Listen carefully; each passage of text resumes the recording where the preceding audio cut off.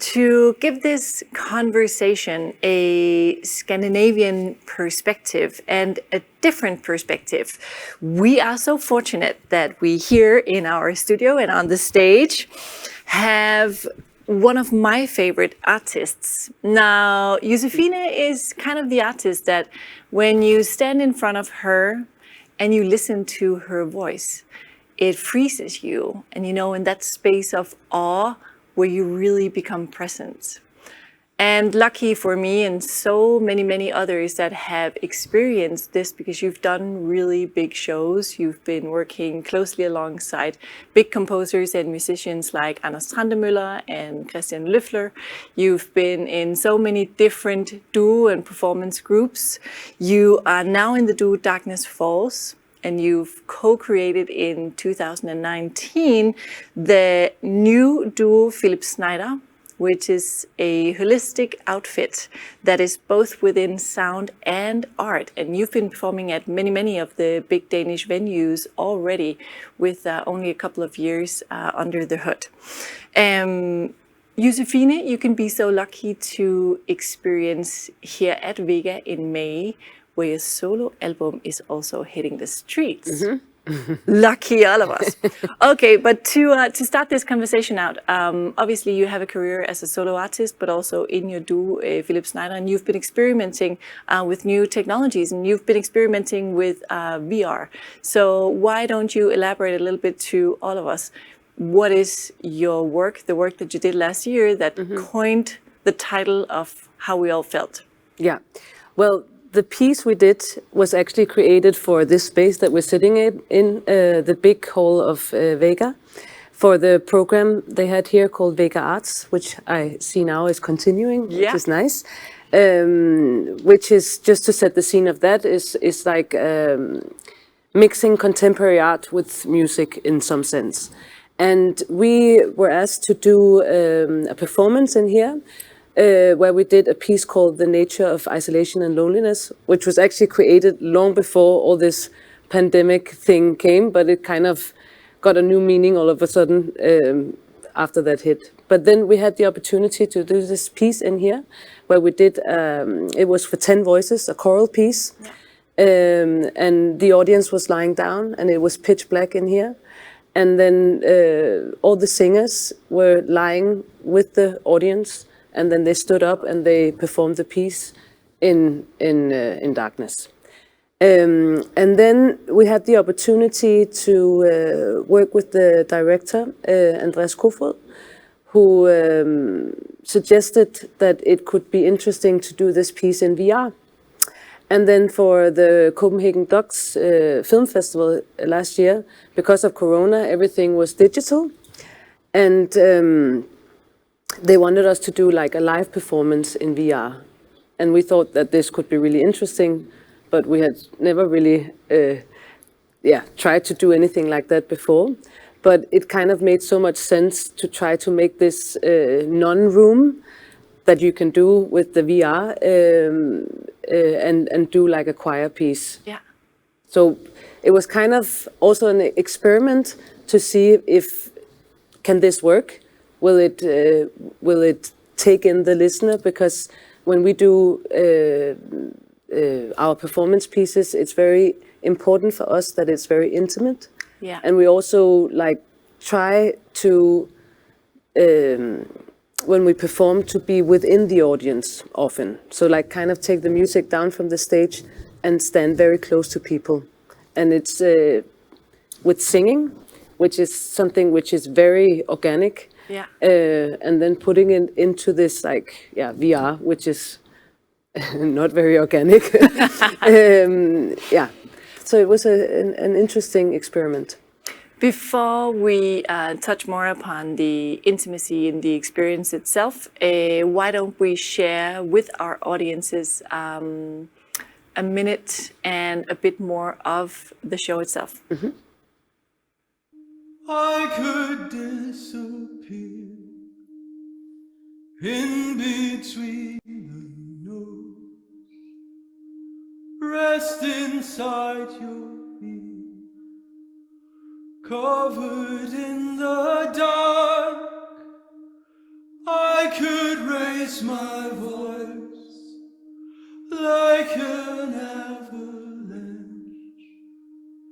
I could disappear in between the notes, right upon the breath, carried by your song, molded like a vow, rising up for air. I could raise my voice like an avalanche. I could disappear in between the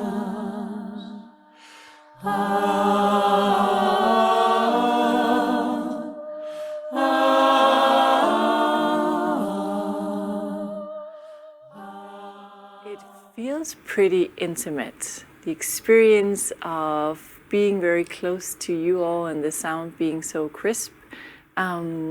What was the experience like? If we first speak to the experience of doing this, what was it like performing in a new way with new technologies? Was it easy or hard or?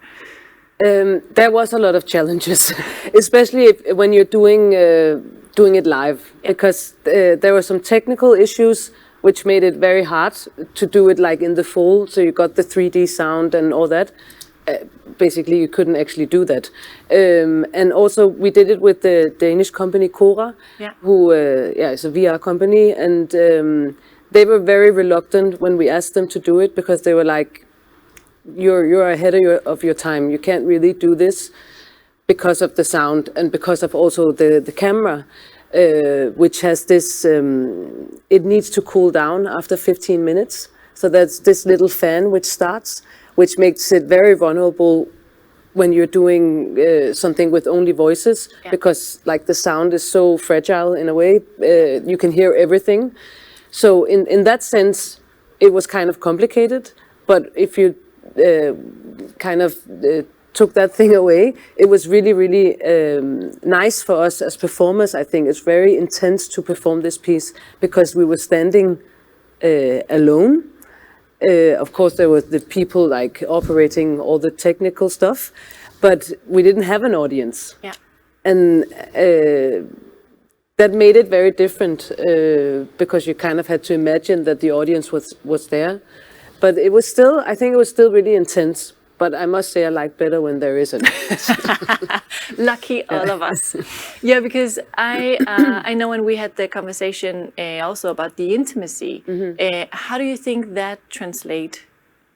I think actually it translates pretty well because it is so kind of fragile because it's only voices and because you're so close to the singers. And that's also the experience we wanted to create. Like in the clip you showed before, you kind of see all of us appear in the same, you have like Troels singing his solo, and then you have everyone appearing at the same time.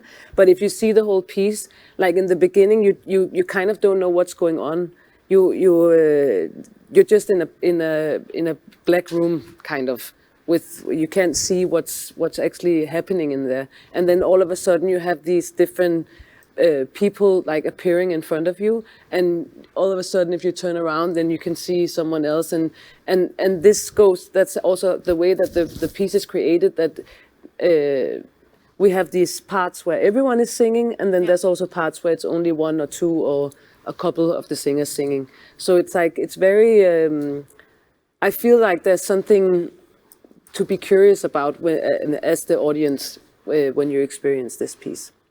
What inspired you to try out VR as a new technology for your performance? I think both, like Hannah, my partner, and Philip Snyder and I are very interested in experimenting with these new technologies. Like, how can you kind of take something, as I talked about before as well with the voice, take something which is so organic and then transform it into something which is digital, but still keep the intimacy Because I think that's kind of very key in our work and the way we work, that we want to keep it very intimate and give our audience a very close experience. It's so interesting, right? How can you translate the intimacy, and where does it not translate? Like, you've been unfolding the conversation with others, and here in VEGA, what could be the same in a different form or format? But speaking to VR especially, would you be curious to unfold this as a format further? Now, we just heard Christian give his future perspective of what will be awaiting us. Can you see that this can become an important tool for you in the future too? Yes, definitely. Definitely. I can see, like, I think it was actually a very interesting point he had at the end. Like, Yeah. it's also about very much the audience. Yeah. That they, and that's why I still think that we're in the process of trying so many new things, because, you know, not all people, if you were at home experiencing this, you need to have VR glasses to get the full experience of what it is you're experiencing. Exactly. So there are a lot of things where people need to, like, the audience need to engage in this and kind of buy in on this, all these new formats which are possible Yeah. in the future. Or them having different outlets, right? Because I also remember you saying that you got deeply touched seeing Nick Cave's Ghosteen performance, which kind of had many facets, right? Yeah. Could be experienced in different ways. Yeah, exactly. So, Josephine, two important questions to you, and one of them I want to be a little bit guiding with. When I ask you what's next for you, will you elaborate a little bit on your solo project, and we can meet you here in Vegas soon. Please tell us more about it. Yeah, well, I have an album coming out in May, Yeah. and I also have a concert here at VEGA at Ideal Bar, which is like the small concert venue, and I'm very much looking forward to that. And it's going to be a very intimate experience. Super intimate experience. Not in VR yet, maybe as of next year. What would be an invitation to you? Because you are experimenting and your work is very holistic and wide. You've had your mind and hands into and onto so many different things. What would be something that you would invite us and our audience to try or consider or think about? I think I will take on where Christian left and say, like, be curious. Yeah. Because there are so many, like, especially, I think we all, in the middle of this whole pandemic situation that the whole world is in, I think we need to be curious on all these new formats. And I think also this whole thing about, like, I don't know, for me as an artist right now, also when I work with my solo stuff and also with the things that we do with Philip Snyder, I think it's so important to kind of do something which is very intimate, both in the sense that we are presented for so many things, like everything is so quick fix. I don't know, my mind is definitely sometimes exploding because it's just, there's so much input, and sometimes it's really nice to just dive into something and concentrate for a little while and letting everything else go. Oh yes, and devote your attention span. Exactly. That can definitely be a personal recommendation from me to make sure that we will all meet here at VEGA at Ideal Bar when you'll be there, making sure that our attention span will be right where it needs to be.